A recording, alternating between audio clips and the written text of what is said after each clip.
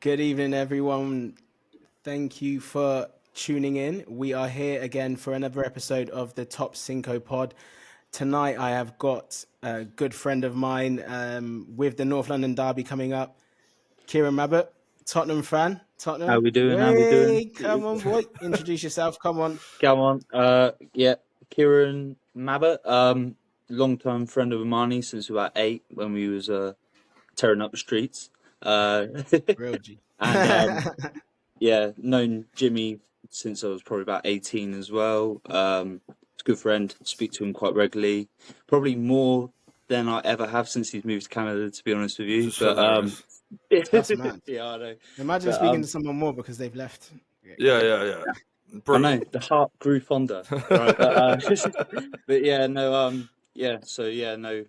known these guys for quite a long time now. So, yeah, just got to support the move and, Thank you for coming looking on. forward to it, mate. Thank you, bro. We obviously know Jimmy as well. Yeah. Before I let Jimmy drop and do his thing as well, just want to say, please like, follow, subscribe, share, all of that. We are on X, YouTube, and TikTok, and it literally is just at Top Cinco Pod. That's at Top Cinco Pod. So all love is appreciated. Thank you very much, guys.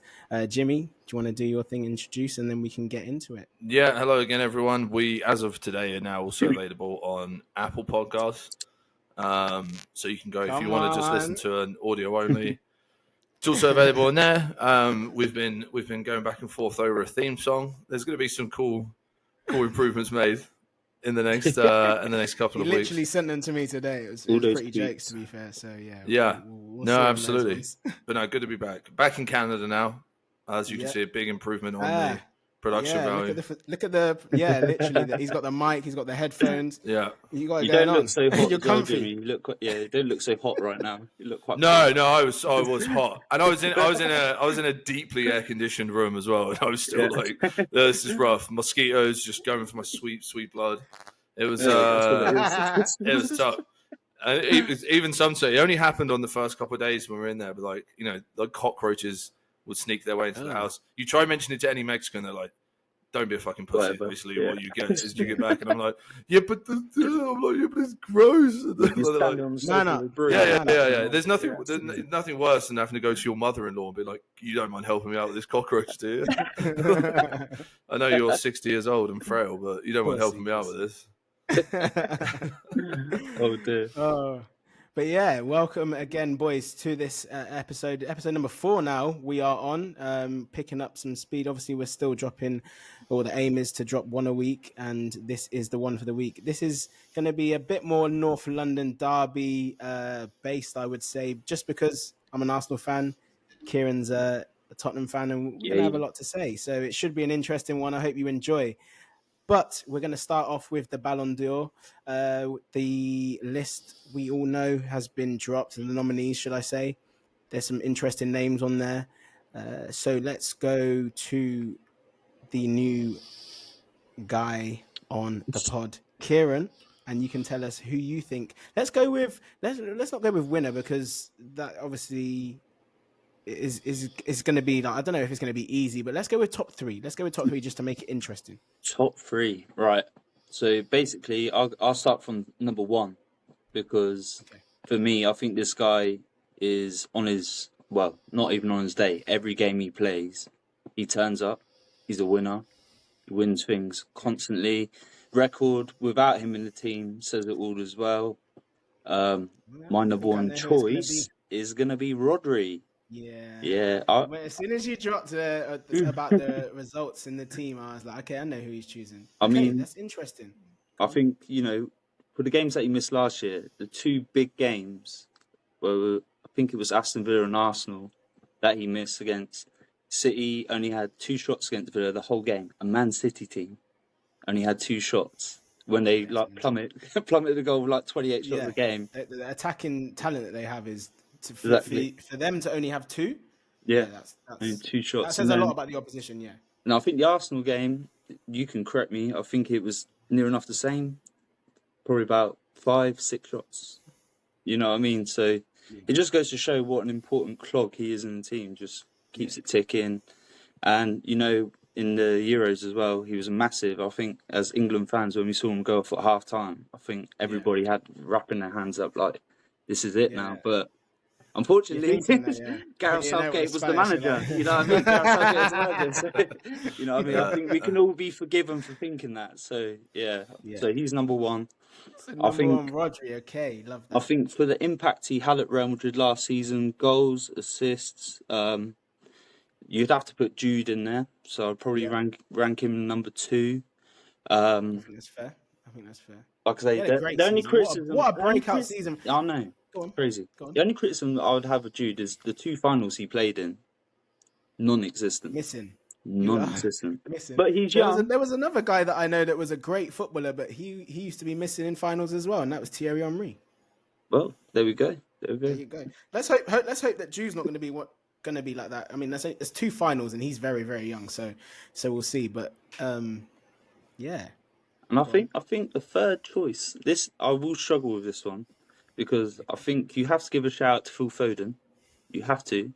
Yeah. But again, you know, the guy who won the Champions League and the Euros, you've got to say Danny Carvajal. Surely he's got to be a shout. I like it though. I like that though. I know. Not many people he probably won't make many people's top 3, but you know, you can't argue with the stats. He scored a really big goal in the Champions League final as well.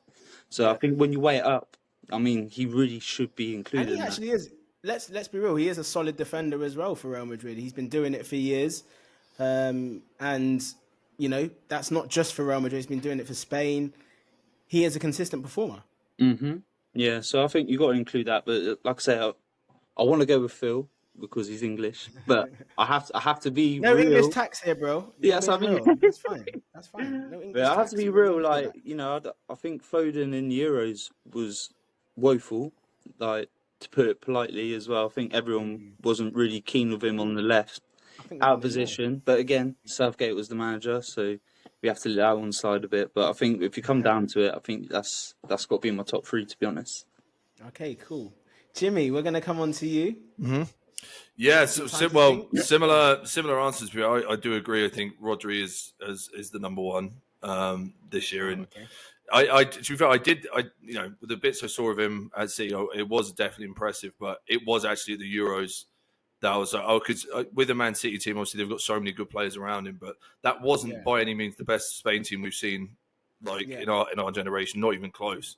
But they still looked so good at the back, like say at the back, and they just didn't look like they were going to lose when he was in the team. And yeah, as Mav said, it's definitely exciting when he got injured, but literally proved nothing.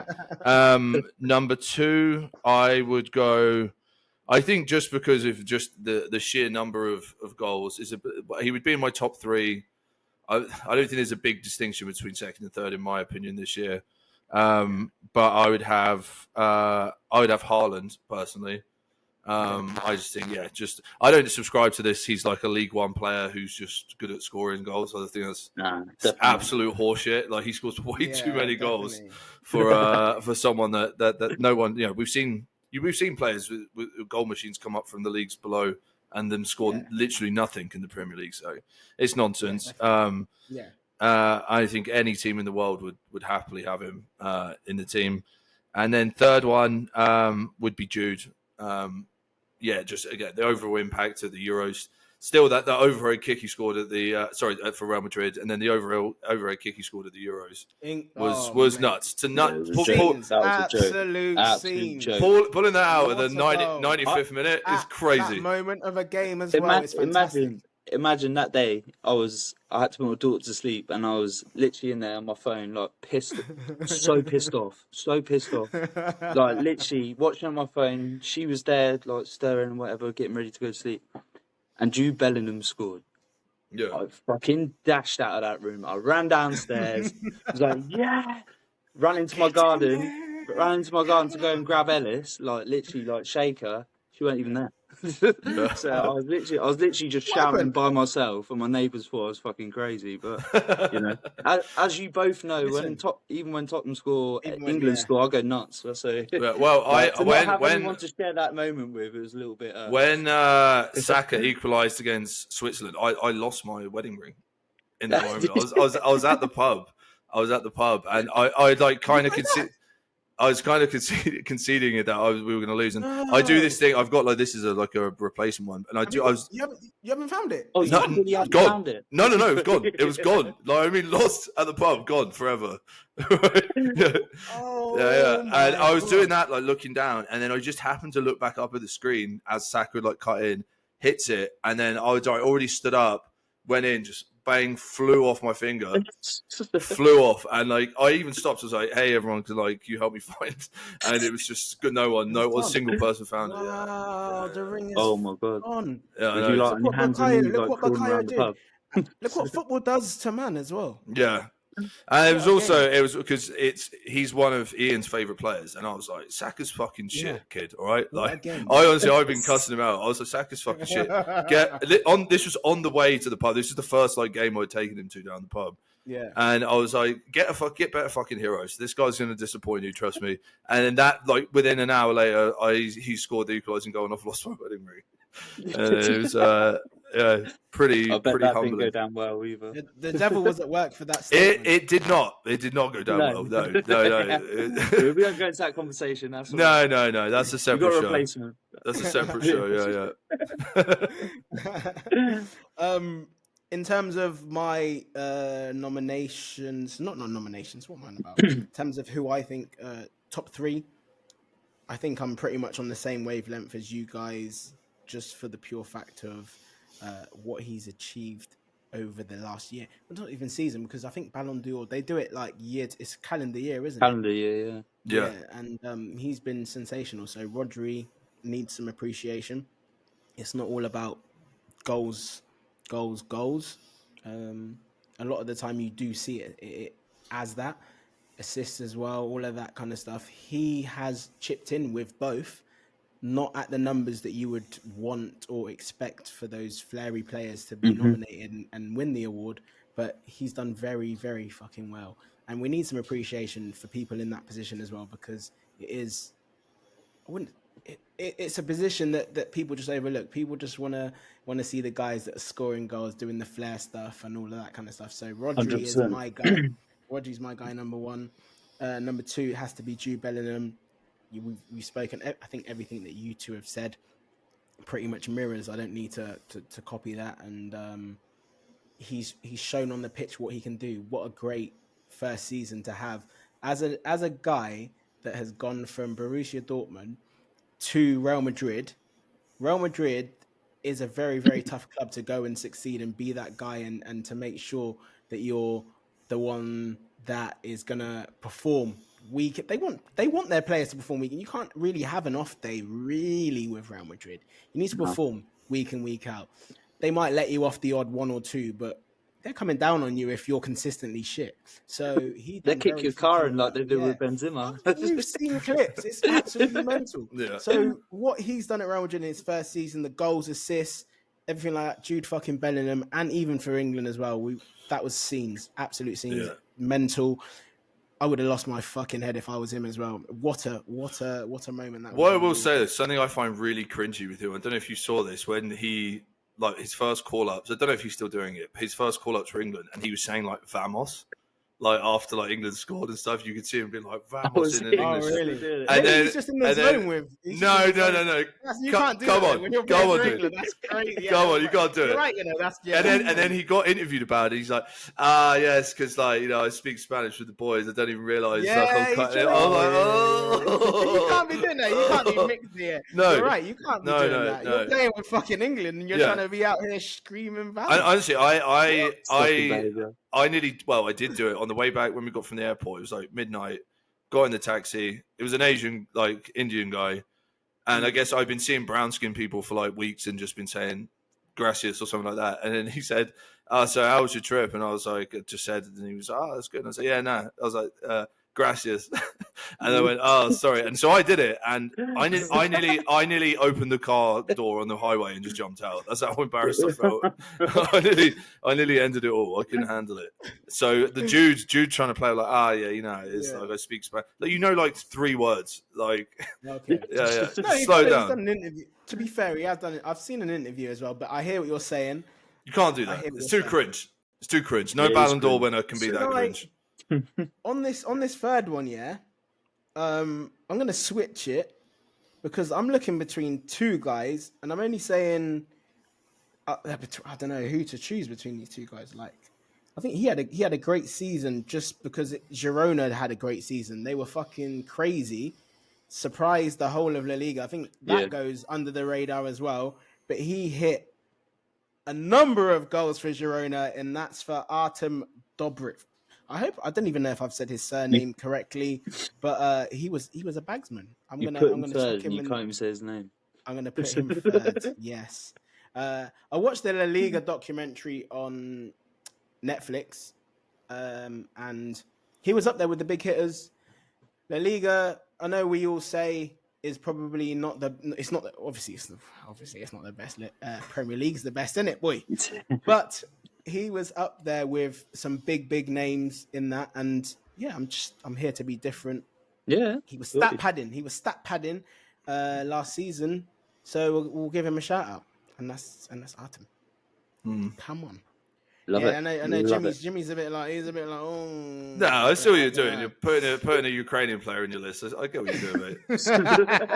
Utter woke nonsense. When I saw that list, I was like, why the fuck? I said, why the fuck is there a Ukrainian player on this list? Wow. I did forget about how good of a season he was. I read the name, and it sounds like every player. He had a great fucking season. I'm sure he did. But listen, he's not winning. Like, listen, we all know he's not winning it. You put him in the top three. Yeah. It's crazy. I think that's crazy. Yeah, I did. Obviously, Haaland would have been the most obvious choice. Or Harry Kane. Harry Kane scored like 44 goals in the Bundesliga, and then scored at the Euros as well. Did fantastic. Harry Kane's probably, Cole Palmer, I'd put in that above him. Great. But no, fine. I get what you're... I hear what you're saying. They've all had great seasons, but like this guy has had a standout season because the other names that you've mentioned, we kind of expect that from them now. They are players of that level. When you have a season where it's taken everyone by surprise, you need to be acknowledged for that, I feel. Based on that knowledge, should Michu have been in the top 3 for a Ballon d'Or at one point? Michu had a great year. But Michu was never going to get... No, you're right. Listen, based on what I've just said, yes. But Michu was up against some real bad boys. He was. Michu was never, ever going to get mentioned. No, that's my point. Even in the that's top my point. No, but was he even in the top 30? No, but these nominations aren't actually the top 30 players, though, are they? It's just but these are players. These are players that are nominating these. So he's been rated by his fellow peers, and he's in there. So I'm going to show him some love and give him some respect and some credit. So there you go. It's something all right, different. He's not feeling it. But we'll keep it moving. Let's go on to point number 2, my jigger. Ronaldo, he has hit 900 career. Well, it's actually I think 901 now. Yeah. When I wrote this down, it was on 900. By the way, this is the research that I do and all that shit when I'm watching the games and doing my shit for the pod. And he literally decided to score again. Fuck up my shit. So it's not 900, it's 901. Big up Ronaldo for that, by the way. That's fucking insane. Absolutely crazy. 901 goals. 901. Let's start with Jimmy. We're going to go back across. Okay. What do you think about that? Pretty amazing. Pretty incredible achievement.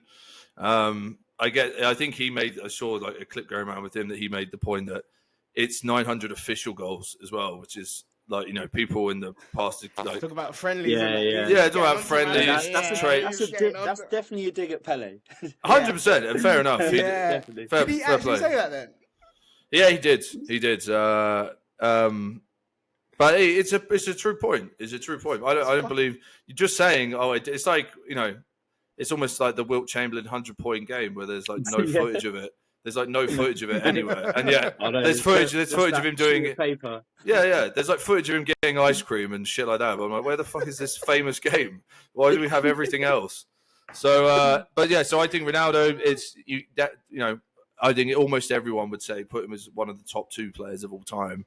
And then you could definitely argue just the greatest goal scorer of all time individually is to that as well. So, yeah, fair play. Didn't like how it ended as a United fan, but still respect, and Have you that's still got love- Where have was- you still got love and respect for him? Is that left a sour taste in your mouth, or are you one of those just like, no, he was still amazing for us? Like, Yeah, fuck no, all of that I shit. didn't. Don't get me wrong, I didn't like it, but I'm also, you saw what happened. He's gone to play in the Saudi league, which we've already spoken about. It's not like Yeah, he's shit. gone to go stat Yeah. pad for the last few years.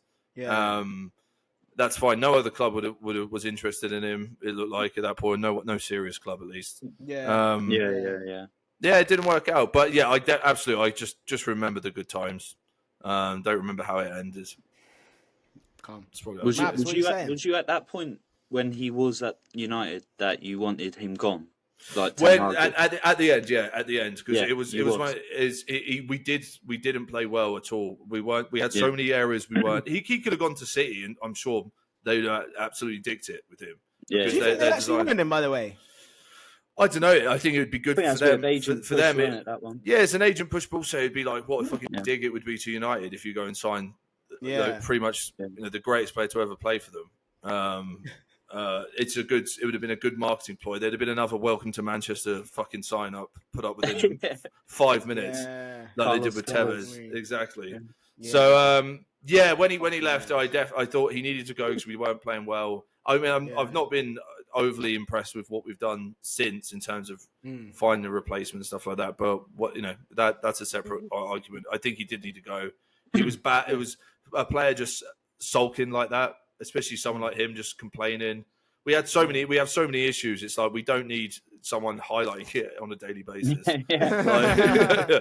Yeah. What about the Man. interview with Piers Morgan as well? No, I mean, well, if you sit down That was a nail on the to coffin, wasn't it? if you do sit down to chat with I Piers watched it as Morgan, well. like you're a fucking cunt anyway. So it's Wow. yeah. He's dropped the Almost C-bomb on always. Ronaldo. Yeah.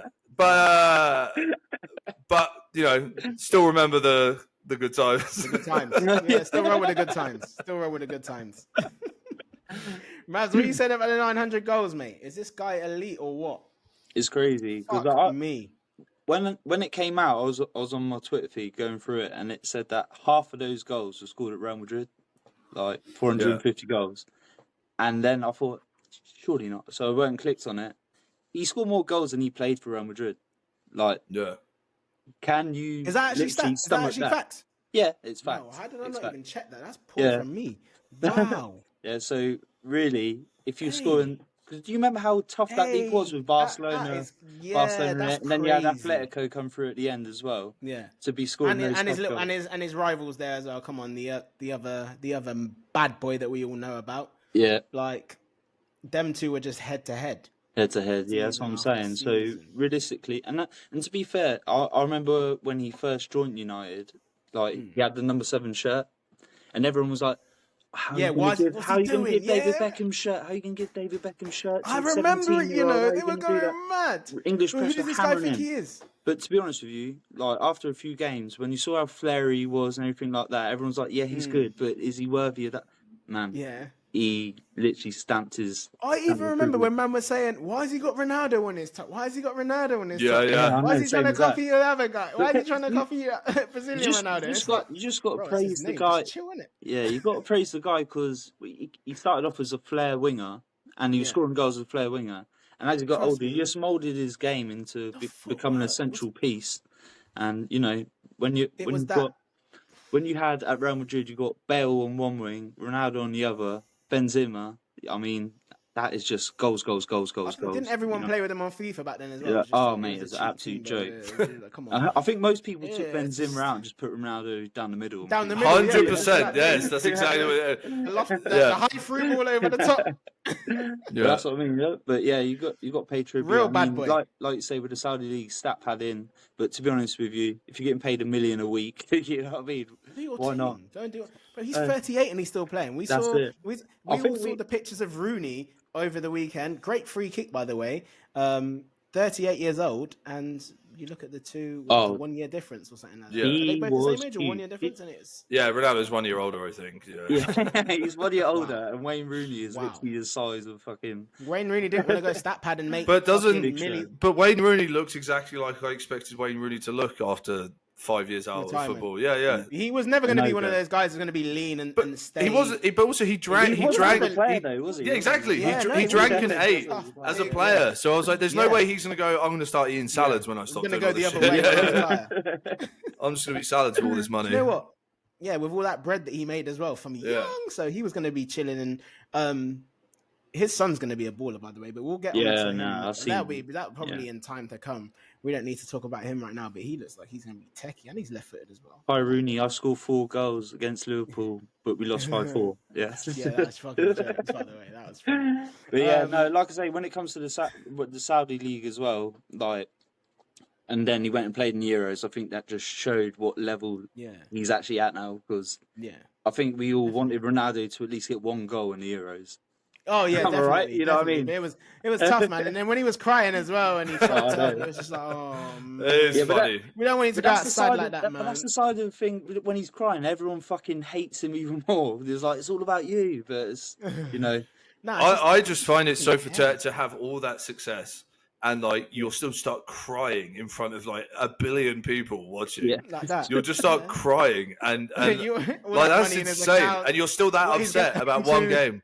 Sometimes I just go, I don't know. All these people that like are so great. I'm like, I don't think I even want to be one of them. But that something like that upsets me, even with forgetting everything I have. And I'm now upset to the point I'm crying uncontrollably on camera. Like it's mental. And you get away with it. Definitely get away with it way more when you're like have Latin blood. Latin people can just cry whenever they feel like it. Latin men. English men can just start crying. 100%. Definitely not. Oh, fucking hell. Right, so I think we're going to touch base on my man, or should I say Jimmy's boy, as a fellow Irish Englishman, Lee Carsley. We don't really, love internationals over here on the Top Cinco Pod. It's one of those times of the season where it's a little bit annoying. It throws us all off guard as lads as well. We like our consistent weekend football, so it is a pain in the ass, but we need to appreciate what he's done. What do you think of Lee Carsley's start, Kieran?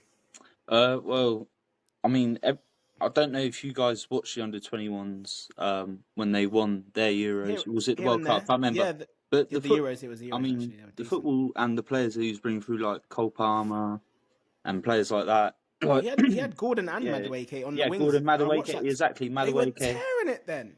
I mean, when you see the people who are standing next to each other with the trophy, you're just like, wow, these guys are coming through now. So it's quite exciting as a England fan. But like I said, kind of the same as you, I want to see my club, football rather than English football. But, when I watched the Ireland game the other day, it did look different. And, if you go to the Declan Rice and Grealish goal, where the quick 1-2s and everything like that, I mean, that was chalk and cheese compared to what was happening in the Euros. You know what I mean? It's literally chalk and cheese. And, if that's, I know it's only Ireland, but if that's to continue, I mean, the guy's got to be in for a shout because that's the way the under-21s played, like under him. So, it's a good shout. I'm not completely sold on it personally. Like, I'd rather get an Eddie Howe in, if possible. Yeah. That would be my choice. I think it's because you're just thinking about his background. You're just like, well, it's only under-21s, but then Southgate was the same. But I hear what you're saying. It's a bit like, really, Lee Carsley? Is he going to be the man to take us to the next level? Gareth didn't do it. He tried. We backed him, but is this guy going to be the guy? Yeah, but this is the thing. I think I've made my feelings known about Gareth Southgate, but I just don't want a repeat of that. And the car crash happens again. Like I'd rather give it someone like Eddie Howe. At one point, I did say Pochettino, just because of the progressive football, exciting football. But what he can do with these he's taken a real career sidestep going to America now. So that's out the window. Massive. Premier League manager to do you know why he's America. gone there? Slightly, you got to remember who's hosting the next World Cup. Yeah, that's why he's gone. That's why he's gone. I think that's the only reason he's gone. He's like, I'm going to be in the spotlight here. 100%. I could do a madness. Usually the host countries of a World Cup are the ones that like surprise, or they've got so much passion. They really surprise everyone at a tournament. So I bet he's hoping that he's going to be that guy that can do that. He's got the players there to do that. Yeah, definitely. For sure. Definitely for a surprise. We've had surprises of players that we haven't even heard of. And then by the end of the tournament, we're like, oh my God, that guy's a baller. Like, But that's it. I know. But that's why we all love cup football. It always births someone. I mean, what was that Arsenal Campbell? Was it Campbell? He was like, he was like shit hot. He was shit hot in the World Cup. Everyone remember was him, like, Jimmy? fuck, he's on Arsenal's books. Nobody knew he was on Arsenal's books before. Including Arsenal. Even Arsenal didn't realise. Arsenal did. Yeah. Everyone's like, shit, this guy's going to tear it up. And then he was just a bench guy and just went out on loan. But it does. It really just highlights players. But yeah, for me, I even think that with Lamine Yamal, like he didn't have a particularly set your world alight season at Barcelona. It was like a few goals, some good performances, but not anything people were going, this is the kid you need to watch. Huh? Yeah. Just remember his age though. Like, no, for sure.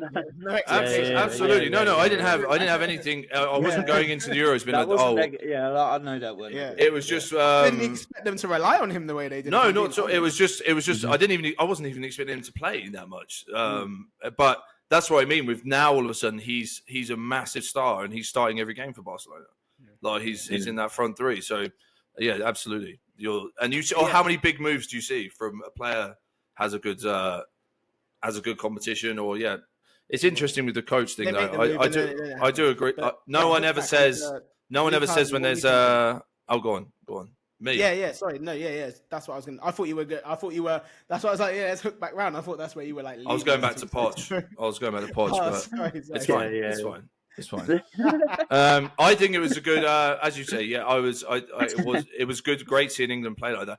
It always makes me wonder. I go, what was Southgate telling them though? Because what he must have been giving them some super insane instructions. Because as soon as he wasn't there, it looked like what we all want England to play like. Yeah, relax. It's not even as weird as it sounds. Like the getting to the finals and stuff was of the last and doing well in the last. It's always been frustrating because every other country's like, oh, England just got lucky basically by the route. Yeah, but we played so shit. I'd rather, as weird as it sounds, if it meant we went out a couple times earlier in like a last 16 or a quarters or whatever, but we were trying to give a go, and we played against France, and we tried to give them a game instead of let's just sit back, or if we score, let's just we're not going to do anything else for the rest of the game. We're not going to make any changes, even when the game's clearly taking a turn. We're not even going to adjust. Yeah, we're just going to do that. I'd rather just going out on your shield a little bit. It's the same thing I have with United. I don't mind seeing United lose,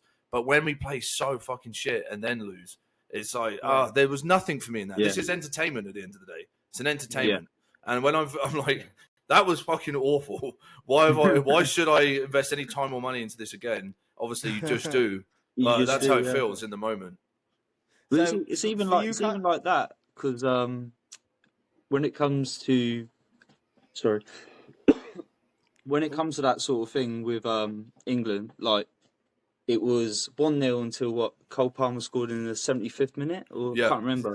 But something like that period, that 5-minute period, England were plummeting Spain. They were all over Spain. Scored the goal, and Southgate's gone. Gear stick back on. Everyone sit back, and then they scored straight away. And I think if it had carried on, we had the ascendancy. The crowd was clearly on side as well. It was really loud and whatever. Yeah. I think we could have pushed on and got another one, especially when Cole Palmer and Watkins were linking up the way they were. And same thing happened against Italy. Same when Luke Shaw scored. The first half we had Italy and then they made adjustments.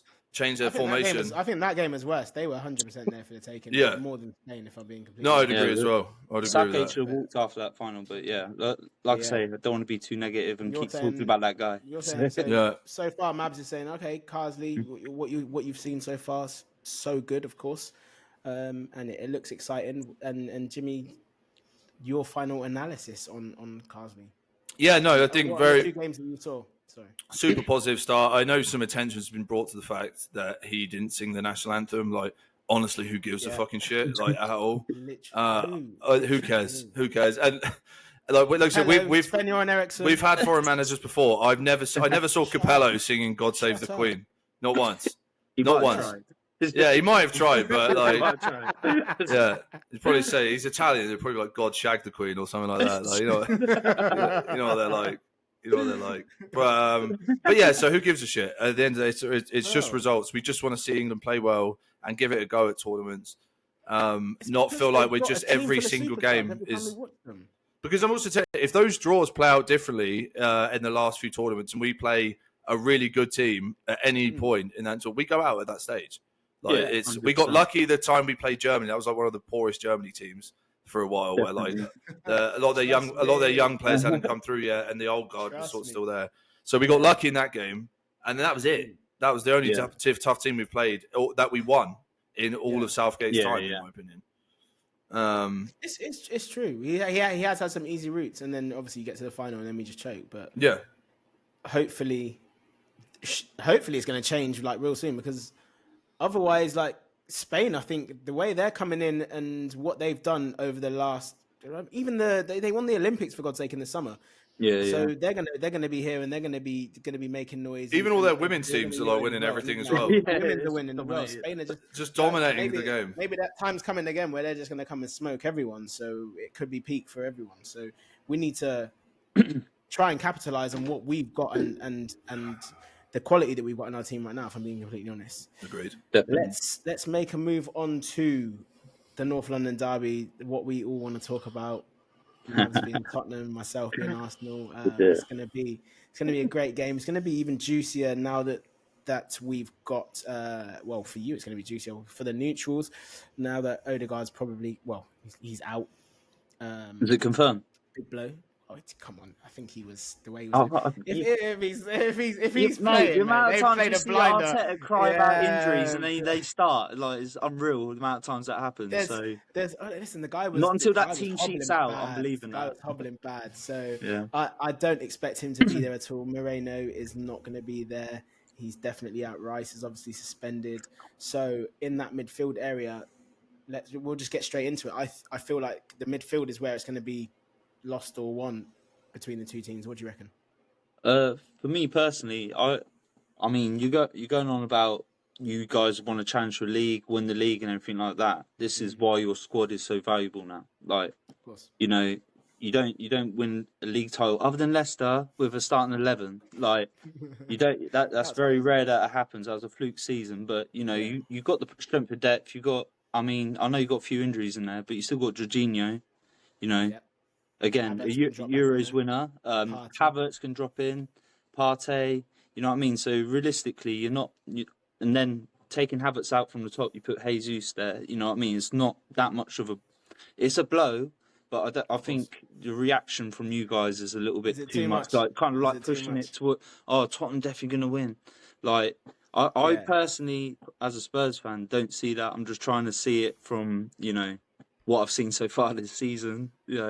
So from us, that is, and personally not feeling confident. Jimmy, what do you think on that point that we touched on there with Odegaard? Are Arsenal fans are they overreacting a bit? I mean, not I say me, but are Arsenal fans overreacting a bit? I think it's both sides are right. If you know what I mean, I think Arsenal fans understandably are going to be gutted that their best creative players are going to be missing the game or likely to miss the game. But if I was a Tottenham fan at the same time, I wouldn't be like. You would be happier about it, but not. Oh, this is going to change the. I think if you were missing Saliba, I would get more confident with that. That's the one. If he was missing, then I'd be like, it's coming. Yeah. So, but then who's up top for you? Is Solanke going to be fit? That's a big question. That is saying that he's been training this week, so that's a big one for us. If having Carlton's out, isn't he? Is he out? He's always out. I literally don't think about him anymore. Okay. Literally, cheese-string hamstrings, man. Is he robbing a living there in North London, is he? Absolutely, mate. I'm not going to lie. When we signed him, I was like, Conte, Richarlison, absolute fucking shit houses. But yeah, it just has not worked out. And to be honest with you, I would have took the money in the summer.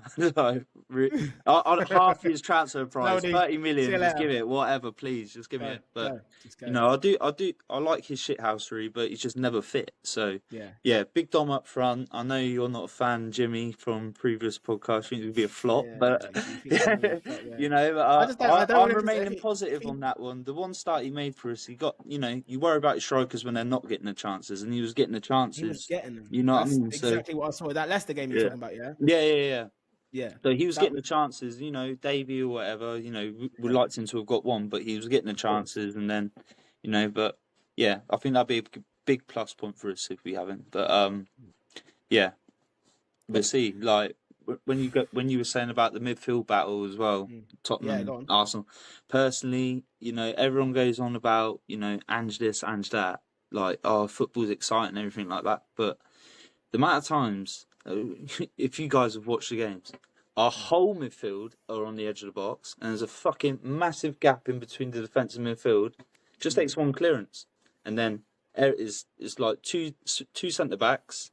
Yeah. Because our wing backs are inverted, pushed all the way fucking up as well. Yeah. So it's two centre backs versus like 3 attackers, and mate, we just let in goals. We literally, like you said, that's where Saka had his joy. I think on one of the goals in the last time we met up. Yeah, that's when I spoke to you about it the other day, didn't I? Yeah. That's what I mean. As long as Arsenal keep their width, then I think, you know, keep the width, inverted fullbacks, you can have a field day. Personally, you reckon? I do. The reason why it's because, like, we're obviously going to be playing. It's probably going to be Jorginho, Havertz, and Partey. I would imagine when he's not going to start, he'll be ready to come on though. I reckon he'll be ready to come on. Like, give it like 60th, 70th minute, and I think Arteta backs him and he chucks him on, and he'll do a job. I've good things about him, to be fair. But he's not going to start. There's no way he's starting that game. I just don't see it. Jesus, we don't even know if he's going to be like fully fit to start. So maybe Sterling comes in. Like, you know, people are forgetting that we've got Raheem. Raheem will come in, like maybe Trossard, Partey, and Jorginho in there as well. Because Trossard can do a job in there. I hope Sterling sits on that bench because that fucker always scores against Tottenham. Always. I'm saying my eyes closed. That might be worth a cheeky bet, mate. You know what I mean? Mate, he always scores. Always scores. If you look at his record, we're probably the club he scored the most against. 100%. Jimmy, what do you reckon the game's going to be, Jimmy? Your result. Give me your prediction. I'm kind of torn because I feel I could definitely see. I can see both sides winning. Probably more obviously Arsenal, just with what you guys have got at stake. It's a huge game. Tottenham at home as well. Yeah, that doesn't. I've got only a couple of the last time you played them, you beat them at home 3-2, and I know sometimes in derbies it feels like that matters less sometimes. Like, I think because you're just so fired up for it anyway. Like, the crowd doesn't like there's a percentage gap, if you know what I mean. Like, let's say like a normal home game, the fans may get you hyped up for an extra 10%. Yeah.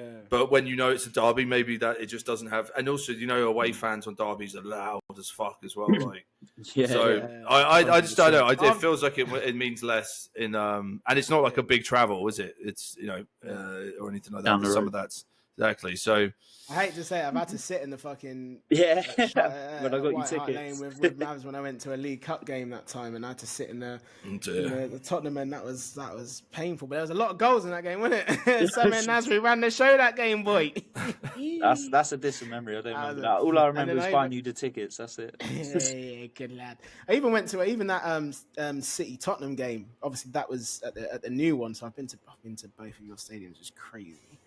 How many times have you been Arsenal? It's a joke. I've been to Arsenal. I'm joking. I've been a good few times. Don't worry about that. Old and new, by the way. Old and new for anyone. You've got a season ticket for the Arsenal ladies team. I'm right, haven't you? I have, mate. I bet the women, mate. Yeah. I thought you had. Yeah. I'm sure that was you. I actually know a guy who goes. I won't say his name because Imani, you definitely know him. Okay. A really good guy. That's why I won't dox him. But he loves women's football. Like, he loves it. Like, and I keep saying, he always post about it on like England will win or Arsenal ladies win. He's an Arsenal fan as well, and he'll post it. Oh, he's Arsenal. Okay. And he'll always post it, and I'm like, dude, no one's gonna shag you for this, right? No one's gonna. I honestly, I thought this was like it must be. One of them? I felt like it. I was like, there's no other reason he can't love the women's football this much. There has to be an ulterior motive. And I've spoken to him about it. Honestly, going back and forth with it for close to 2 years now. He's been doing it for a while, and every time he's like, "Dude, I generally understand why you think that. That's why I'm doing it." But he's like, I generally just like it, and I'm like, wow, fair enough. Wow. So let's go with the predictions for the game. I'll get the 2 predictions, and then we're going to go on and finish on the last. Like it's going to be the topic, actually, not topic. Sorry, the game. We're going to finish on the game.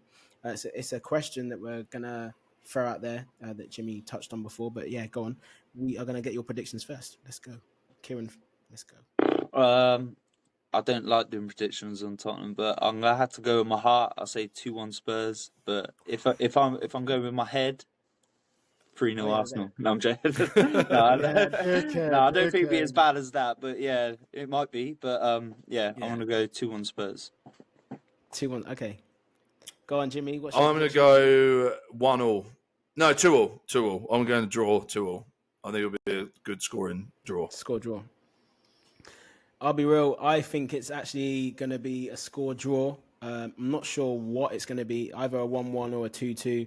I don't see it being any more than that, even though Tottenham can be open and leaky. I just don't see us conceding more than 2, if I'm being completely honest. We don't have our defense missing. It's the midfield, and it's the midfield that I worry about. I feel like that's where we're going to be weak against you guys. So yeah, with that said, I think it's going to be a score draw. All right, I'm going to change. I'm going to go Arsenal win just to be. There we go. That all 3. So I'm going to go Arsenal win. I'm going to go 2-1. 2-1 Arsenal. 2-1 Arsenal. There we go. We'll talk about this next week right at the start, just so we get it out there early doors and see whose prediction came in. We're going to finish off now with, obviously, we mentioned, me and Jimmy last week, that we had the controversy on TikTok with the comment of Jimmy mentioning that David Beckham was overrated, which got us thinking when me and Jimmy were talking earlier on in the week. Okay, well, he didn't really ask me who I thought was overrated, and we've got a new guest on the show as well. So we need to ask myself and our new guest, Kieran, who we think were overrated footballers. And with that question being out there and that said, Kieran, I'm going to go straight to you and ask you who you think was the most overrated player. Right, I've got 2, but I'm gonna I'll go with the one that I think you won't like, and then the one I think you'll agree with. Okay, so the one I think you won't like, and I think a lot of people won't like, is I think Mesut Ozil was overrated. I do. I totally back this. I totally back this from the beginning. I'm saying this because Real Madrid Ozil. I was like, oh my God, this guy is amazing. Like, so good. The link up we used to have with Ronaldo. And he came to Arsenal, and all I hear is these Arsenal fans, even to this day, putting up clips of him saying, oh, he was a magician, blah, blah, blah. He's a magician. Oh, Mesut Ozil. Oh, man. But no, I'm not having it, mate. He was a patchy player. He had moments with putting balls through, quick little flicks and everything like that. Yeah. But overall, for me, and I think I'm glad that you agree, James, he was literally so overrated. He got a few assists here, like not a few. He got quite a few assists, but he didn't run a game. He never run a game. Big games as well. Always missing. But that's not my choice. Okay. I just had to get that out there. Right. My choice is Ryan Giggs. Go on, Giggsy. Ryan Giggs. Do you know what? I was close with you on this, but go on, explain. I'm gonna say Ryan Giggs. Right. Mm-hmm. First part of his career as a winger, I thought, everyone thought Giggsy and Beckham on the wings, like that was mustard. But if you look into that 2008-2009 PFA Player of the Season award winning, where he only started 12 games, scored 2 goals and 2 assists, and he's coming with that trophy. Yeah. So they gave. That's a mockery. Bruv, that's a Say mockery. that again. of No, that trophy. say that again. No, say that again. Right. Say that 12 again. starts, 2 goals, 2 assists. PFA Player of the Season, Brian Gibbs. And he won PFA Player of the Season. Well He deserved got as well. PFA Player of the Season. Well deserved. Yeah, but the funny thing is, they gave him that. They gave him that award, thinking, model professional. What a guy this man is! Like And he everyone is. should be that. And he is. Let alone in the background, he's fucking his brother's fucking wife. Absolute Absolute fucking dog shit. What a Absolute piece dog of bloke. shit. Absolute dog shit, What bloke. a And he piece of shit. headbutts people on the side as well. You know what I mean? So Yeah. woman beater and everything like that. But that's irrelevant. we're in agreement. He deserved it. Oh yeah, then we're in agreement. There's no fucking way. There's no that he fucking deserved way. that. How the hell with those, like with all the stat pads that we have out now, they would be absolutely fuming / embarrassed the fact that he won that. Yeah, Mate, it was done as kind of like a lifetime achievement award, wasn't it? That was, but it shouldn't be. It shouldn't be. Make that award different. Yeah, Make that award different. Lifetime Yeah, achievement. go on. Brian Agreed. Gibbs, I completely agree. I think everyone will clap their hands. Every for that fucking award almost alone. 5 years. But it is hilarious because, as Matt said, all the reasons they gave it to him for was just because, look, this guy, this is what we want professional footballers to be like. Okay, this is the standard. This is the standard. And then and then it came out a year later. He's been shagging loads of other women. One of them is his brother's wife, and then headbutted a chick as well. It's like Ryan Giggs did all of those things. Horrible man. Yeah. Horrible, man. But yeah, Horrible, man. I think you have to say that. I probably, if he didn't win that award, I probably wouldn't have said him. But the fact that that season happened and he won that award, I think you have to. You literally have to give that. But there was also that weird thing that used to go on with him where people would go nuts at the end of his career and it'd be like, he's now scored a goal across like 20 different teams. Like, you're scoring one goal just isn't like isn't worth getting excited about. I know it's good that he scored every season. It's cool. Like when you think It's about cool. it, it's cool. Consistently every single year. But you were a left winger, like left wingers these days are doing. But then left wingers, it is different now as well. But he played as when you watch him play, he played so like old fashioned. Like he plays such an old-fashioned player, and even when he like take players on, it'd be like you see guys like 40-year-old guys at like Sunday league level. They're just a little bit tricky still, a little bit tricky. Yeah, very basic movements, but it still gets you. But no, I think both of those are great. I completely agree. I thought Mesut Ozil was so fucking overrated. I used to get it was all Arsenal players. They always do. I don't know if you remember the goal. I couldn't even tell you the team, but it was like some goal he scored in the Champions League where he like flicked it over a player's head and then lobbed the goal into. It was against like a team with like 50 fans there, like, and he's acting like there was literally no one there. And it was like, I think everyone just appreciated the goal. It was a great. I believe it was Ludogorets. Ludogorets. That was it. Yeah, you fucking remember it because you still watch that shit. It pops up on the Twitter feed, don't it? Every fucking year. But who the fuck are Ludogorets? Don't act like that was a team. All right, shut your mouth. All right.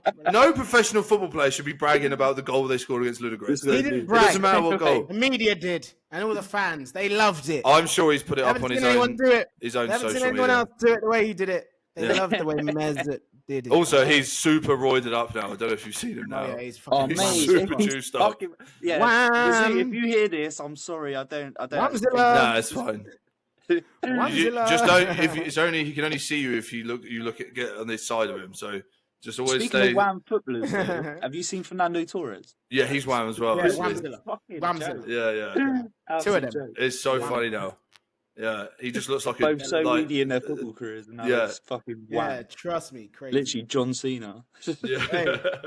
Are you guys ready for my one? Yeah. Go on. Ready for my one, and then we're gonna get this finished. So my guy, let me talk about his accolades, right? I'll do this first. I'm gonna go the other way. So this is a guy you're saying is overrated, and you're gonna restart by reading out his accolades. Yeah, well, it wasn't great. I think he only had 3 years where he really did great. He won 2 Premier Leagues. Ooh. Yeah, 2 Premier Leagues. Oh, actually, no.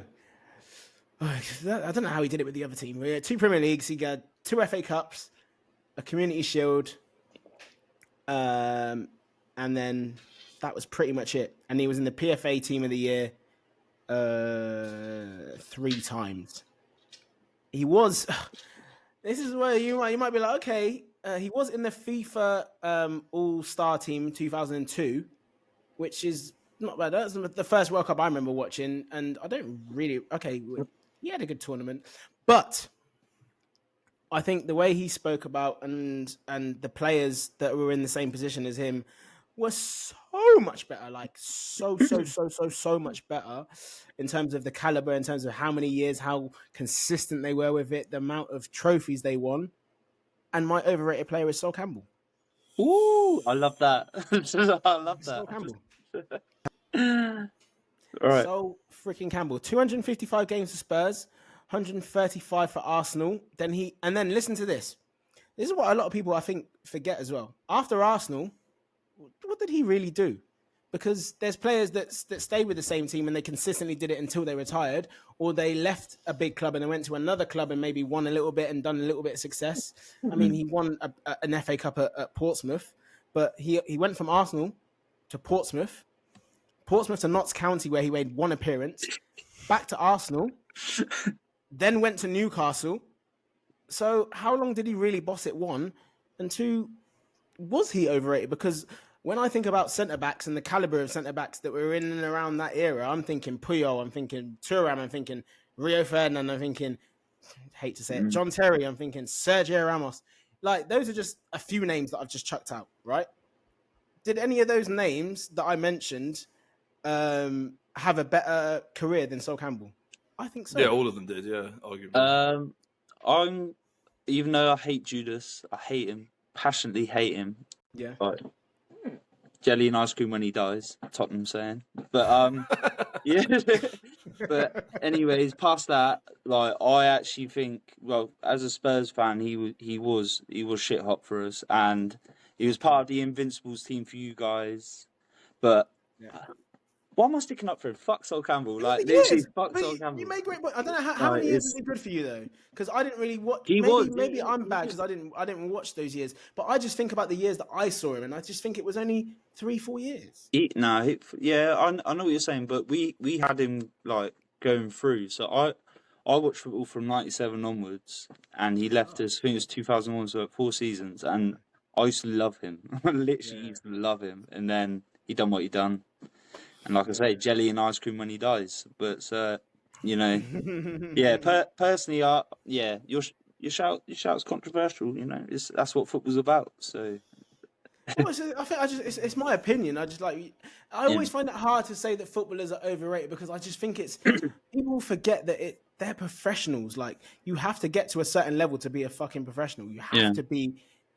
You have to have certain attributes. You have to be a set above or a cut above the rest. Yeah. So the overrated fact, it is harsh, and it's, people think you're digging them out and stuff like that. But at the end of the day, if there's players that are sung about and spoke about a lot more than you think that they should have been, then I think you're within your right to say that they are overrated. We're not saying that you're shit. We're not saying you're shit. You had a great career. You're a professional footballer, for God's sake. He made 73 international appearances for England. That's, you're not going to do that if you're a shit centre-back. I didn't say he was shit. I just think he was overrated.